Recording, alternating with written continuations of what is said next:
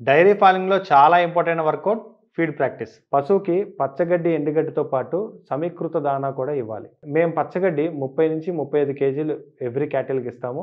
అలానే ఎండుగడ్డి 5-6 KG dry gross ఇస్తాము. ఈ 2 కలిపి చాప్ చేసి మార్నింగ్, ఈవినింగ్ పెడతాము. మిల్క్ ఇచ్చే కెపాసిటీని బట్టి దానా వేస్తాం. చాలా మంది రైతులు హోటల్ వేస్టేజ్‌లేస్తారు. అది అస్సలు కరెక్టే కాదు. సరే వాళ్ళ సంగతి పక్కన పెట్టేస్తే, కొంతమంది రైతులు ఒక ప్రొడక్టే వాడతారు. ఎయిదర్ తవుడు లేకపోతే పొట్లు ఇలా. బట్ సమీకృత దానా అంటే ఏంటి? నేను నా ఫామ్‌లో చేస్తున్న ప్రాక్టీస్ ఏంటో ఇప్పుడు చూద్దాం. ఫస్ట్ శక్తినిచ్చే పదార్థాలు. ఇది దానాలో 35-40% ఉండాలి. జొన్నలు, మొక్కజొన్నలు, రాగులు, సజ్జలు ఇవేవైనా మీ ఏరియాలో ఏది తక్కువ ఉంటే అది వేసుకోవచ్చు. నేను మొక్కజొన్న పిండి వేస్తానండి. ప్రతి 100 కేజీల్లో ఇది 50% అంటే 50 కేజీలు మొక్కజొన్న పిండి వేస్తాను. నెక్స్ట్ వచ్చేసి ప్రోటీన్ పదార్థాలు. ఇవి నూనె చెక్కలు లైక్ కొబ్బరి చెక్క, వేరుశనగ చెక్క, నువ్వుల చెక్క, పత్తి చెక్క ఇట్లా మనకి ఏరియాలో ఏది దొరికితే ఆ చెక్కని మనం వాడొచ్చు. అందులో కొంచెం ఆయిల్ కాంటెంట్ ఉందా లేదా అని చూసుకోండి. బాగా పల్ప్ అయిపోతే కూడా వర్కౌట్ అవ్వదు. కొంచెం ఆయిల్ శాతం ఉంటే మాత్రం చాలా బాగుంటుంది. నేను పత్తి చెక్కని వాడతాను. గుంటూరు నుంచి వస్తుంది. నెక్స్ట్ నేను స్టార్ట్ చేస్తున్న బుల్ రివెన్ ఆయిల్‌లో వచ్చే ఈ గానుగ చెక్కల్ని నెక్స్ట్ నేను వాడతాను. ఇవి ఆల్మోస్ట్ 20-25% వాడాలండి. నేను ప్రతి 100 కేజీల్లో 25 కేజీస్ వాడతాను.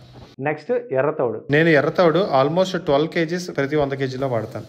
ఆ తర్వాత పొట్టులు, గోధుమ పొట్టు, మినప్పొట్టు, శనగ పొట్టు ఇలా మీకు ఏ అవైలబిలిటీ ఉంటే అది మీరు ఒక 10 కేజీస్ ప్రతి 100 కేజీల్లో 10 కేజీస్ పొట్లు వాడాలి. నేను పొట్టు విషయంలోనే 3-4 పొట్లు కలిపి వాడుతుంటాను.